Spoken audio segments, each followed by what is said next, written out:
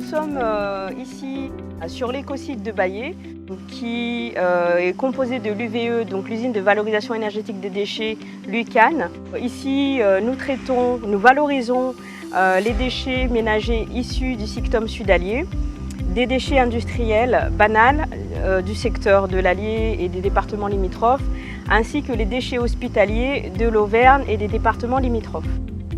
Nous alimentons des fours pour pouvoir procéder à la combustion, donc la valorisation énergétique de ces déchets. Donc dans le four, les déchets brûlent à plus de 1200 degrés, ce qui nous permet d'avoir une combustion complète du déchet et d'éliminer tout risque bactériologique, notamment pour les déchets d'activité de soins. Par le biais de l'incinération des déchets, nous allons produire de l'énergie thermique.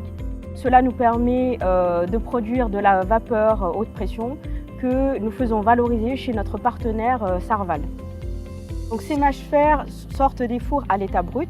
Donc c'est simplement à l'image une sorte de gravat concassé en mélange avec des métaux. Et nous allons pouvoir produire du mâche-fer prêt à l'emploi en passant par un certain nombre d'étapes.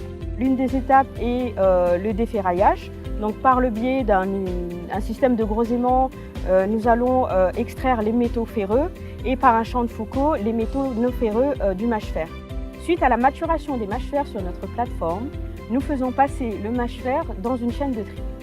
Donc les étapes de la chaîne de tri sont constituées d'un deuxième déferraillage où il s'agit simplement de l'extraction des métaux ferreux mais de petite taille, de criblage. Donc nous allons chercher à obtenir une granulométrie jusqu'à 0,20 mm et d'un deuxième déferraillage de métaux non ferreux par le biais d'un champ de Foucault. À l'issue de cette chaîne de tri, nous obtenons un mâche-fer prêt à l'emploi, prêt à l'usage, que les sociétés de TP peuvent venir chercher directement sur notre plateforme.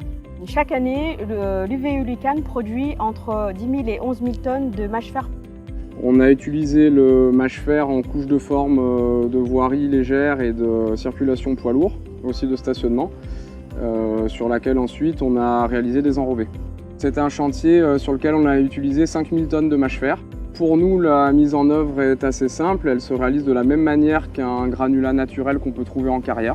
C'est un matériau qui est fiable pour nous en termes de voirie puisqu'il apporte les mêmes performances mécaniques qu'un matériau de carrière. Veolia nous accompagne sur la partie administrative pour utiliser le mâche-fer. Donc en fait, il réalise toutes les études préalables pour vérifier qu'on peut utiliser ce matériau sur la zone géographique. Pour faire tout le parking, là on a utilisé 5500 tonnes de mâche-fer. On a fait ça sur une semaine, on a tourné autour de 10 à 12 semis en rotation, avec un bulldozer derrière pour mettre en place. Nous avons pu vérifier de nombreuses fois à quel point ce produit est similaire en termes de qualité mécanique à un matériau de carrière. C'est un produit qui permet d'avoir un bon rapport qualité-prix vis-à-vis d'un chantier, puisque nous allons partir sur un matériau recyclé. Les chantiers sur lesquels nous valorisons le plus de mâche-fer sont les chantiers où le mâche-fer va être utilisé comme remblai et assise de parking, ou couche de forme et assise de chaussée, ou bien encore en remblai de tranchées en zone revêtue.